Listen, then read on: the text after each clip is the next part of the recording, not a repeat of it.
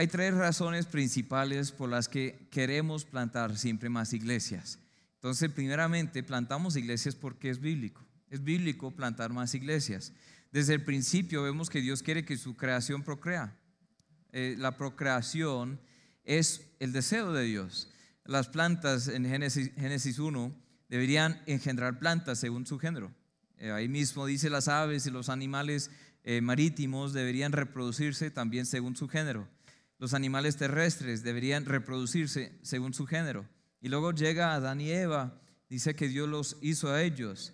Dios dijo a Adán y Eva que deberían fructificar y multiplicarse, deberían reproducirse según su género. Entonces dice Génesis 1:27, creó Dios al hombre a su imagen.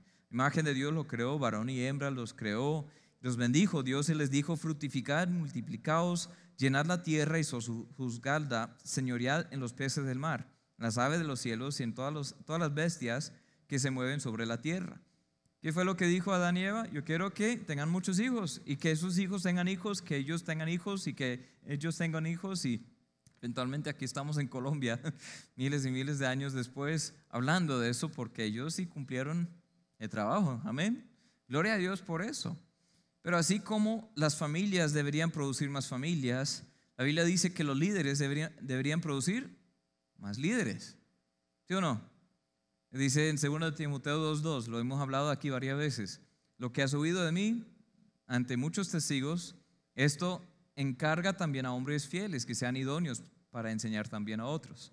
Las 4 generaciones. Dice Pablo, yo te he enseñado a Timoteo y Timoteo deberías enseñar a hombres fieles que podrán enseñar a otros. Porque esa es la vitalidad del evangelio. O sea, ¿cómo vamos a sobrevivir como iglesia? ¿Cómo vamos a sobrevivir como el movimiento del cristianismo? ¿Por qué estamos aquí? Porque alguien cumplió esto, se reprodujo. Estamos aquí porque hicieron caso a la gran comisión. Los discípulos producen más discípulos. Una meta que ya hablamos, que queremos hacer discípulos, que saben hacer discípulos. Es una meta muy grande. Pero las iglesias también deberían producir más iglesias. Eso es bíblico. En todo el Nuevo Testamento vemos que la estrategia que Dios usó para el cumplimiento de lo que llamó la Gran Comisión fue el establecimiento de iglesias locales. ¿Qué hizo Pablo en cada ciudad, cada lugar donde iba? Abrió iglesias. Abrió una iglesia. ¿Por qué? Porque es imposible cumplir la Gran Comisión sin abrir iglesias locales. Pueden haber dicho, no, es que ahí está la iglesia central de Jerusalén. De vez en cuando Pablo pudo haber dicho, no, es que de vez en cuando les voy a enviar cartas y ustedes pueden pasar la carta a otros cristianos que de pronto conozcan. Pero bueno, su iglesia es la iglesia de Jerusalén. ¿Pero dijo eso?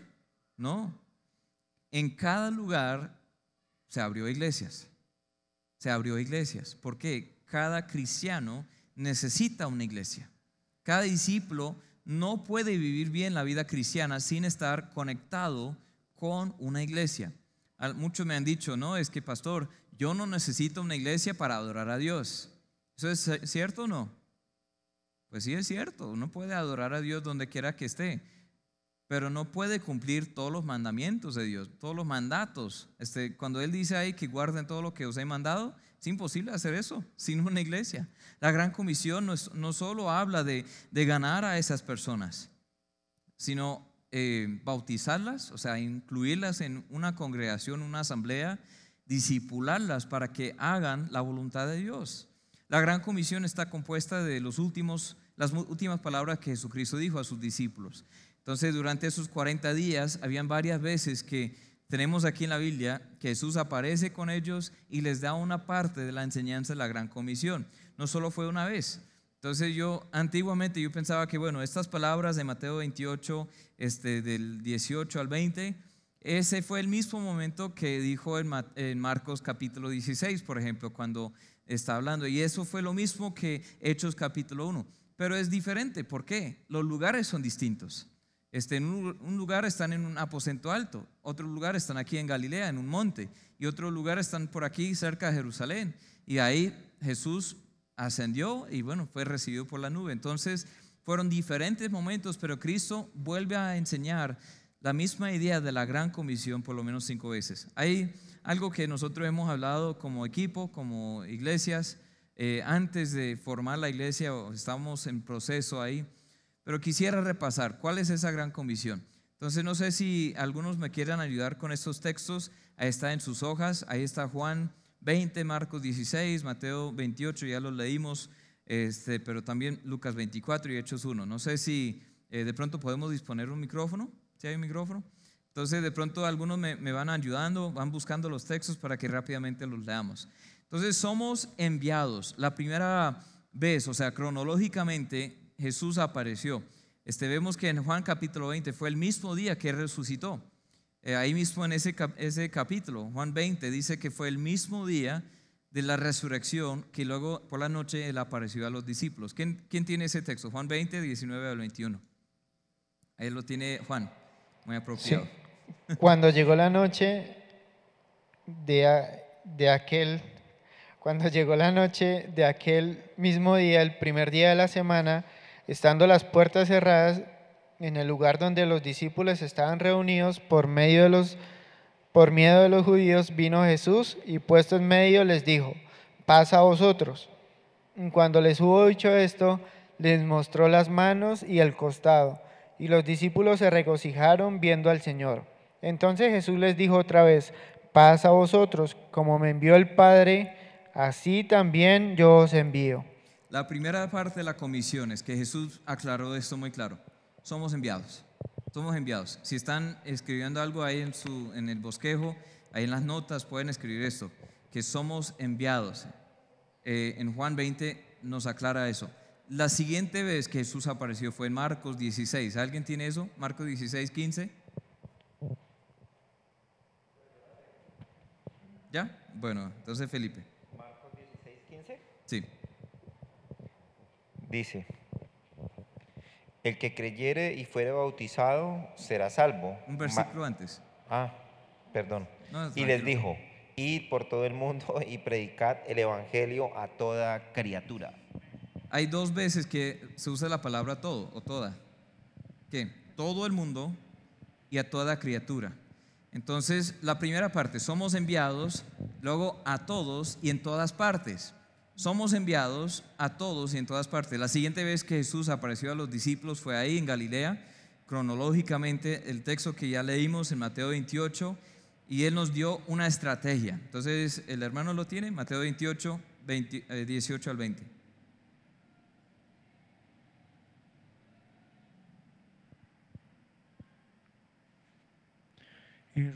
Y Jesús se acercó y les habló diciendo: toda potestad me es dada en el cielo y en la tierra.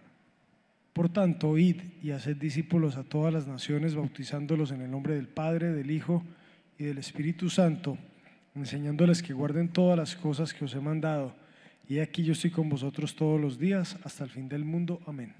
Amén. Ahí esa palabra, o esa parte de la comisión nos da la estrategia de cómo cumplir la gran comisión, porque ya había dicho, somos enviados a todos en todas partes, y ahora aquí con una estrategia. Esa estrategia, ¿qué es? El único imperativo en este texto es hacer discípulos. Un imperativo es un mandato. Los demás son formas para describir cómo hacerlo. Son los participios. Entonces, esas palabras, esos verbos que dice id, aunque en español eso es un imperativo, es un mandato, en el original habla más bien de yendo. Mientras estamos yendo, ¿a dónde? A todo el mundo y a toda criatura, eso ya lo había dicho. Entonces, yendo a ser discípulos. Ahora, ¿cómo? Bautizándolos en el nombre del Padre, del Hijo y del Espíritu Santo. Cuando bautizamos a alguien, es muy importante, es un paso muy grande para el creyente, pero es como el primero para decir, ahora yo creo. Pero también vemos que cuando alguien se bautiza, casi siempre ese bautismo está ligado con la formación de una nueva iglesia o involucrar a esa persona en la membresía de la iglesia en la cual se bautizó. Entonces el bautismo es como ese primer paso de iniciación para decir, bueno, yo hago un testimonio público, pero ahora me voy a involucrar aquí. Y luego viene el proceso de discipulado, dice, enseñándoles que guarden todas las cosas que os he mandado. O sea, ese es el discipulado. O sea, ¿cómo van a enseñar que guarden todas las cosas si no hay un proceso continuo o algo extendido de discipular a esa persona. Y el Señor aclara que yo estoy con vosotros todos los días hasta el fin del mundo. Entonces, somos enviados a todos y en todas partes con una estrategia. Y en cuarto lugar, Él apareció en Lucas, después de ese camino a Emaús. Él llegó otra vez, están en el aposento alto, Lucas 24, del 44 al 49. ¿Alguien lo tiene? El hermano Gerson, listo.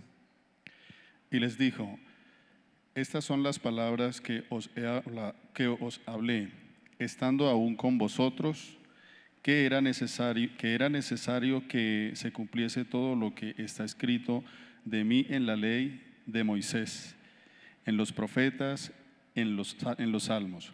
Entonces les abrió el entendimiento para que comprendiesen las escrituras, y les dijo: así está escrito, y así fue necesario que el Cristo padeciese y resucitase de los muertos al tercer día, y que se predicase en su nombre el arrepentimiento y el perdón de pecados en todas las naciones, comenzando desde Jerusalén.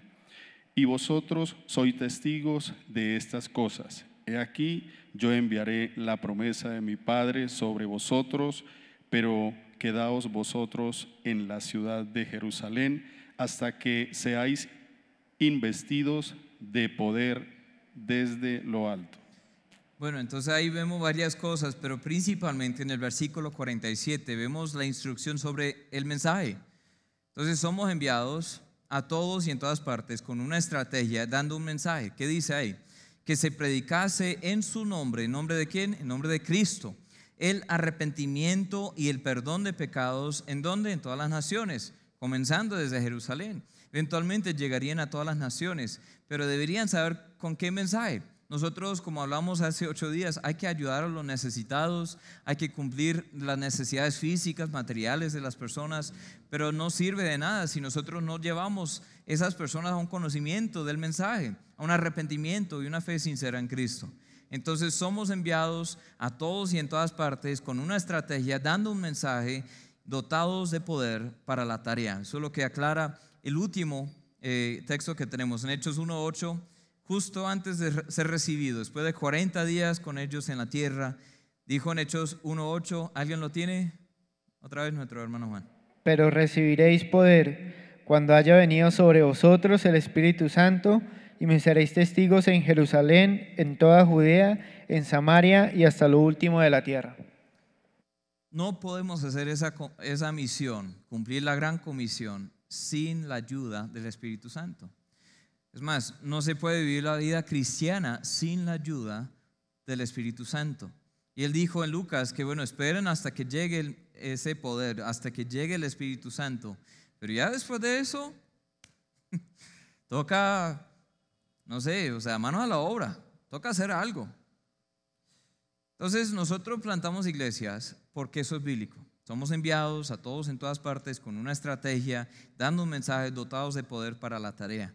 Esa frase es muy clara en cuanto a qué deberíamos estar haciendo.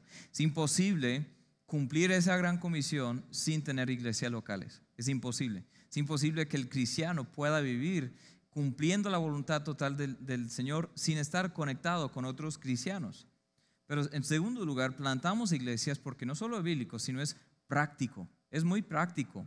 Cada creyente necesita una iglesia local. Es imposible vivir bien esa vida sin estar conectado, sin tener una congregación bíblica. Si consideramos todos los mandatos de la Biblia para los cristianos, la gran mayoría tienen que ver con nuestro trato de las demás personas, especialmente los otros cristianos. Asume que ya estamos viviendo en comunión con esas personas.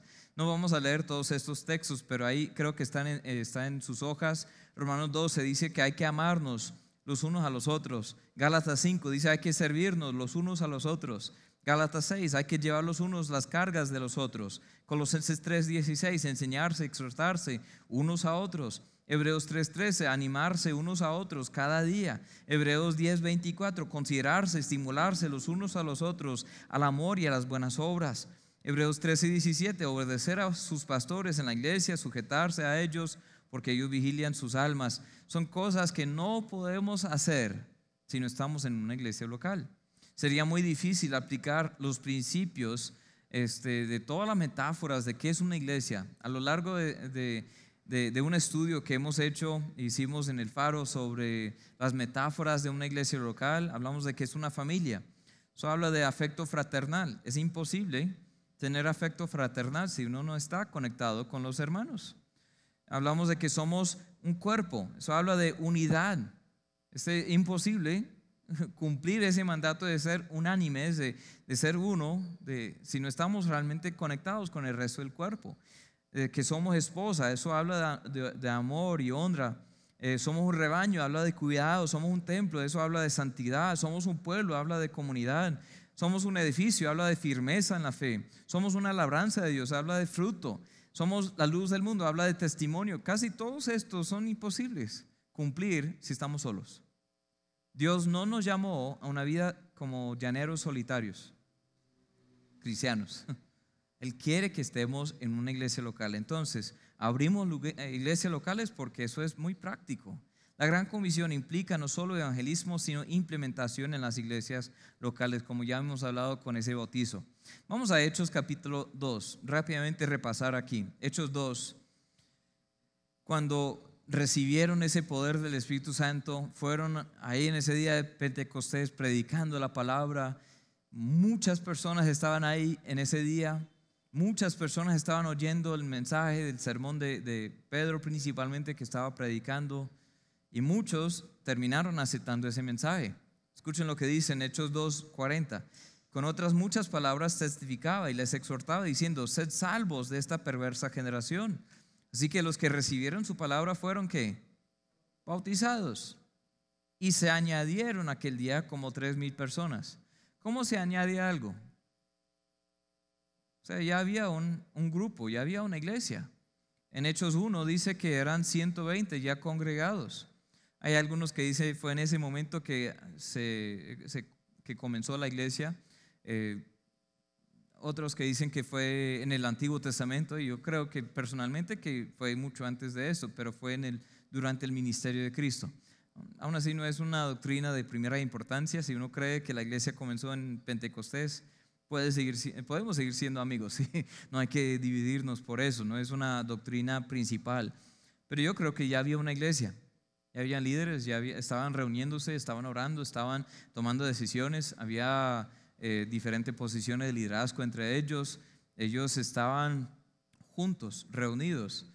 Llegó el Espíritu Santo y estaban cumpliendo con parte de lo que el Señor dijo, pero cuando salieron a predicar, estas miles de personas, 3,000 personas, se añadieron en un solo día a la iglesia. Entonces la gente, ahí los apóstoles dijeron: bueno, pues ¿cuál es tu nombre? Listo. Aquí tu certificado de salvación para todos ustedes, un certificado de bautismo, ya eres parte, nos vemos en las bodas del Cordero. No. ¿Qué pasó? Leamos lo que dice. Dice: se añadieron aquel día como 3,000 personas. Versículo 42. Y perseveraban. ¿Quiénes perseveraban? Esta iglesia, 3,000 personas más las 120 que habían. Perseveraban en la doctrina de los apóstoles, en la comunión unos con otros, en el partimiento del pan y en las oraciones. Y sobrevino temor a toda persona, y muchas maravillas y señales eran hechas por los apóstoles. Todos los que habían creído estaban juntos, tenían en común todas las cosas y vendían sus propiedades, sus bienes, repartían a todos según la necesidad de cada uno, perseverando unánimes cada día en el templo y partiendo el pan en las casas, comían juntos con alegría. Y me encanta esta frase: sencillez de corazón, alabando a Dios, teniendo favor con todo el pueblo, y el Señor añadía cada día a la iglesia los que había de ser salvos. O sea, seguía creciendo y creciendo y creciendo, pero no solo fue un número, un registro en algún lugar ajeno. O sea, era algo visible. Ellos se añadieron a esa congregación, a esa comunión, se añadieron a esta comunidad. Es un grupo de creyentes que han respondido al mensaje del Evangelio. ¿Qué es una iglesia? Es eso, un grupo de creyentes. Han respondido a ese mensaje del Evangelio, han sido bautizados, permanecen firmes en la doctrina, comparten con los demás, oran, celebran la cena del Señor, preservan la unidad, ministran a los necesitados, se reúnen para alabar a Dios y comparten mensajes de salvación. Todo eso está ahí. Esa es una iglesia local. Es importante notar que este grupo se convirtió después de escuchar el mensaje predicado por Pedro, que fue llamado iglesia desde el principio. Desde el versículo 41 ya dice que fueron añadidos a la iglesia, a ese grupo. Pero es muy importante, muy importante. Hay mucho beneficio de abrir más iglesias. Da lugar al cumplimiento de la gran comisión. Y las nuevas iglesias alcanzan más efectivamente a los no alcanzados. Hay gente que de pronto irán a una iglesia nueva, pero no irán a una que ya tiene muchos años de estar ahí. Nuevas comunidades tendrán mejor acceso y contacto con la luz. En lugar de añadir a las personas al reino, las multiplicamos, porque si abrimos iglesias que abren iglesias, hacemos discípulos que hacen discípulos y comenzamos a multiplicarnos, Dios puede hacer grandes cosas. Requiere que más personas desarrollen y apliquen sus dones, da energía y anima a todos los que sigan o que sigamos adelante en la misión y estira nuestra fe. Es difícil a veces, pero es muy bíblico, es muy práctico. En tercer lugar, plantamos iglesias porque es necesario. Plantamos iglesias porque es necesario. ¿Qué pasa cuando ignoramos este propósito? Cuando no plantamos iglesias, de pronto nos queremos enfocar solo en nuestra iglesia aquí y que sea más grande, la más grande de Santander, la más grande de Colombia, la más grande por lo menos de Bucaramanga o de esta cuadra. Imagínense, ser más grande que otra iglesia. Entonces, tener un templo grande como muchos dicen y tener toda la tecnología bonita y ser el centro de todo, ser la iglesia madre de todas las obras, las cédulas, los estudios. Pero ¿qué pasa si no abrimos otras iglesias? Eso pasó en Hechos. En Hechos 1, los discípulos preguntaron a Jesús en qué deberíamos estar ocupados. ¿Qué vas a estar haciendo ahora? ¿Vas a establecer otra vez el reino a Israel? El Señor, ¿qué les dijo? Nos toca a vosotros saber. Hay muchos que quieren discutir teología. Es muy bueno estudiar teología, pero muchas veces volvemos a este texto. Es muy bueno estudiar. El Señor dice en Apocalipsis que bienaventurado el que lee, el que entiende. Hay que leer, hay que entender. Pero ¿qué dijo Jesús? Realmente no van a saber cuándo es. No van a entender todo al 100%. Pero recibiréis poder cuando haya venido sobre vosotros el Espíritu Santo y me seréis testigos en Jerusalén, en toda Judea, en Samaria, hasta lo último de la tierra. Amén. En otras palabras, es muy bueno estudiar, pero mientras tanto, quiero que se ocupen en esto. ¿Qué pasó en Jerusalén? Esta iglesia creció mucho, ya vimos que 3,000 personas y cada día, y luego 5,000 personas, dicen los capítulos subsiguientes. Y ahí después, cada día, y después de unos años, era una iglesia más que mega iglesia, súper mega, enorme mega iglesia. Yo no sé cómo se llaman las iglesias, como dicen las iglesias así, que son de 10, 50, hasta 100,000 miembros. ¿Tienen nombres para esa? Yo creo que alguien de Iglesia Crecimiento tiene algún nombre para eso, porque existen algunos lugares. Pero realmente no es lo que Dios quiso. Ellos comenzaron a tener problemas. ¿Por qué? No se iban de Jerusalén. Se quedaron en Jerusalén durante años y años y años. Y por fin llegó a tener pecado.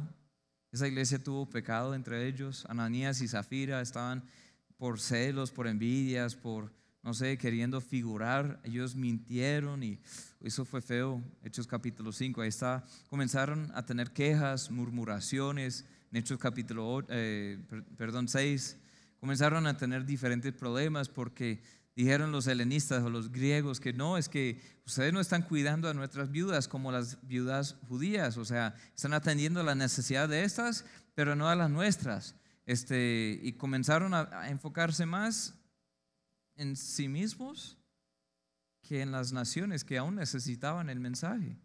Es muy bueno cuidar a las viudas, eso es bíblico, pero se convirtió en un asunto de murmuración. Eso no es sano. Eso que pasó casi se dividió, casi dividió la iglesia, casi causó un problema enorme. Y los discípulos, bueno, ahí designaron lo que creo que son los primeros diáconos, Ahí vemos que están ayudando a servir, pero esos hombres también predican. Uno de ellos fue Esteban. Y Esteban salió a predicar con denuedo. ¿Y qué pasó? Le apedrearon. El primer mártir de la iglesia. En Hechos capítulo 8 vemos que Saúl, siempre me confundo. Saulo, sí, perdón. Saulo es ese y Saúl es el rey del Antiguo Testamento. Bueno, de todos modos, Saulo estaba aprobando ahí la muerte de Esteban. Pero después de eso fue la chispa que comenzó un incendio de persecución contra la iglesia. Vemos en Hechos 8, capítulo 8, versículo 1, Saulo consentía en su muerte. En aquel día hubo una gran persecución contra la iglesia que estaba en Jerusalén, y todos fueron esparcidos por las tierras de Judea y de Samaria. ¿Por dónde dijo el Señor que quería que llegaran? Jerusalén, toda Judea y Samaria. Ahí dice: y hombres piadosos llevaron a enterrar a Esteban, hicieron gran llanto sobre él. Saulo asolaba la iglesia, entrando casa por casa, arrastraba a hombres y mujeres y los entregaba en la cárcel. Pero los que fueron esparcidos iban por todas partes, que anunciando el evangelio. Eso es muy importante saber, que fue hasta que llegó la persecución que la iglesia abrió más iglesias. Casi por accidente se abre la iglesia en Samaria, porque Felipe, un diácono más, también evangelista, Felipe fue por esa región de Samaria, y ¿qué hizo? Predicó, y ahí a los samaritanos, pues una gran multitud de ellos quiso aceptar la palabra de Dios. Y ahí casi por accidente se abre una congregación en Samaria. Y luego por accidente vemos en Hechos 11 que se refiere a esto, lo que pasó. Dice que algunos se fueron ahí más al norte y pues entraron por un lugar que se llama Antioquía. Y en Antioquía querían solo hablar con los otros judíos, pero por accidente también habían otros de otros países que escucharon, creyeron, se establecieron como iglesia. Y no, entonces qué problema tan grande, tan berraco, ¿no? Qué problema tan grande para ellos, que ¿cómo así que están abriendo nuevas congregaciones sin la autoridad de la iglesia en Jerusalén? Yo creo que Dios tiene a veces un sentido de humor en esas cosas, ¿no? Pero Él logra su propósito por las buenas o por las malas. Vemos que se requirió de persecución para que ellos abrieran más iglesias. Que no sea el caso con nosotros, que activamente estemos pensando en cómo podemos abrir más iglesias locales. A veces la iglesia pierde su norte, pierde su sentido de qué debería estar haciendo. Pero así perdemos el derecho de llamarnos una iglesia bíblica. Podemos perder ese derecho porque se llega a ser un club social, un lugar para ir, y uno paga la membresía. Pensamos en el diezmo como si fuera una membresía para nuestra comodidad, ¿sí? Entonces pagamos la membresía, ahí tenemos los amigos. Es un club muy exclusivo, muy social, muy especial. Ahí están los amigos. O a veces uno piensa en la iglesia como si es ir al cine. ¿A cuántos de ustedes les gusta ir al cine? ¿Sí? ¿Algunos de ustedes? Pecadores. No, mentiras.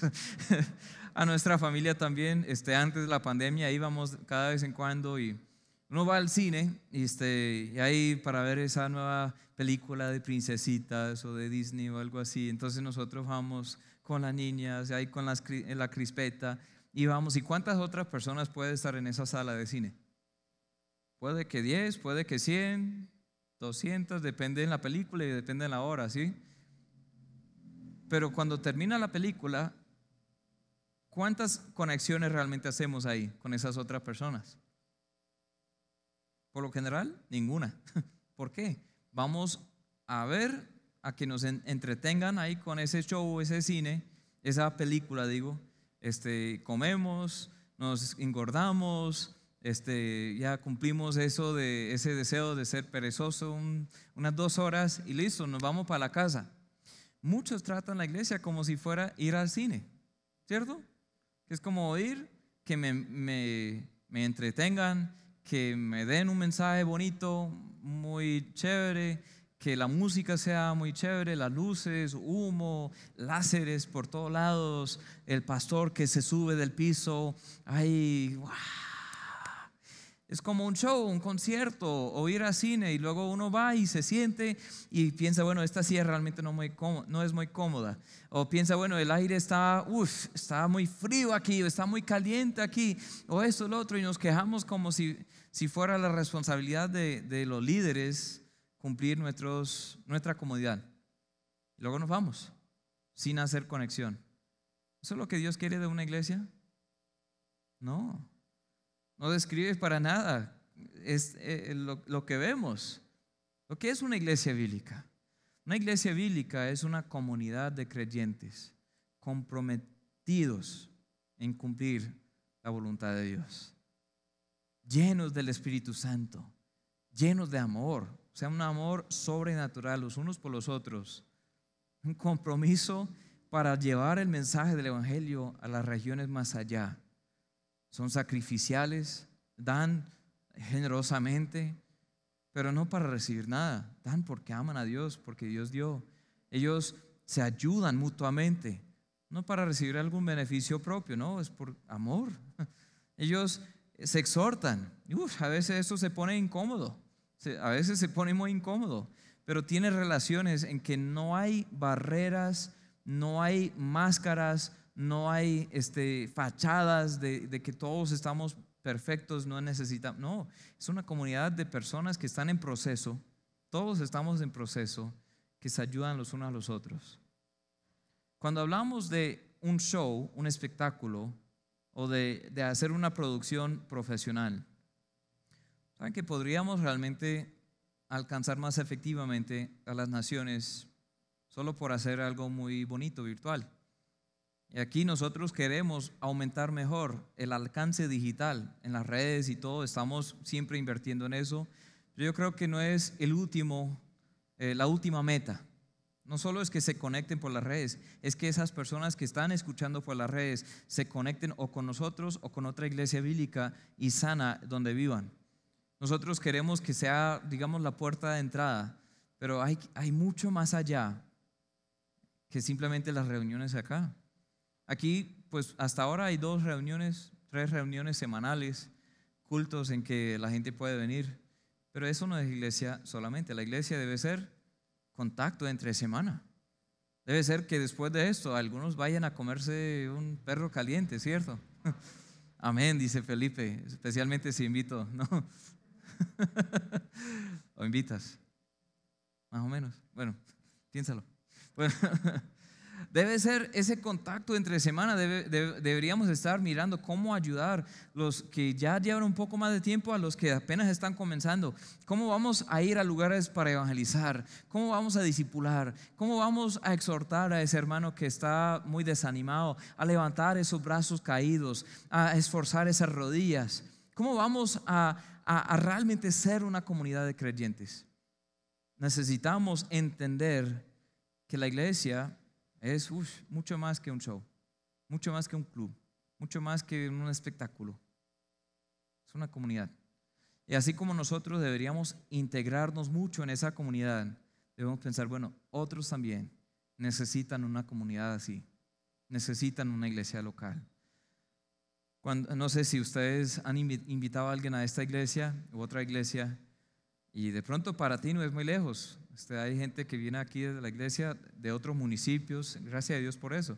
Hay gente que viene de Lebrija, Piedecuesta, el norte. Hay gente que viene de otras partes de nuestra región. Se demora, media hora, 1 hora en transporte para llegar. Gloria a Dios por eso. Pero a veces es difícil. Uno invita a alguien, un vecino, un compañero y dice, bueno, quiero que me acompañes a la iglesia. ¿Dónde queda? No, está en tal lugar. No, eso está lejos. Y no viene. ¿Por qué? Para ellos es muy lejos. Para ti de pronto no, porque amas mucho a la iglesia, amas a Dios. Pero necesitamos iglesias dentro del lugar donde está esa persona. A mí me encantaría saturar Santander con el Evangelio, con iglesias locales. Me gustaría pensar, bueno, un día tener aquí en Bucaramanga, no sé, 20, 40 iglesias bíblicas sanas en cada barrio, en cada parte de la ciudad, en cada municipio aquí. Me gustaría pensar en otros pueblos más allá. En San Gil, como cada mes me están diciendo, hay una iglesia que recomiendan San Gil y hasta ahora, bueno, yo conozco una que otra, pero siempre que van dicen, no, esa realmente no. En Barrancabermeja, cada rato me están diciendo, pastor, ¿cuándo van a abrir una iglesia en Barranca? Porque aquí se necesita. Por allá en Barichara, por allá en San Vicente, por allá en Sabana de Torres, por allá más lejos. Estamos pensando en cómo abrir más congregaciones. Pensamos en otros departamentos aparte de Santander y no, mejor dicho, hay mucha necesidad. Me gustaría que de nuestra iglesia podamos abrir muchas iglesias que también abran iglesias. Eso es bíblico, eso es práctico, eso es necesario. Vamos a orar. Padre, muchas gracias por tu amor y gracias por esta verdad que deberíamos involucrarnos en plantar más iglesias. Te pido que bendigas no solo las enseñanzas, sino a cada persona aquí, a que nos dispongamos para involucrarnos bien en esta congregación local y a estar dispuestos, Señor, a apoyar financieramente o con nuestro tiempo, con nuestros talentos, a otros proyectos futuros. Ya estamos hablando de abrir una congregación en Lebrija. Ya estamos hablando de abrir otras congregaciones más allá. Señor, que nos des sabiduría sobre cómo proceder con esas cosas, esos planes. Te pido que nos abras la posibilidad, la oportunidad. Señor, hay una gran necesidad por acá en esta región y mucho más allá. Que seamos una iglesia siempre comprometida a abrir más iglesias. En tu nombre te lo pido. Amén.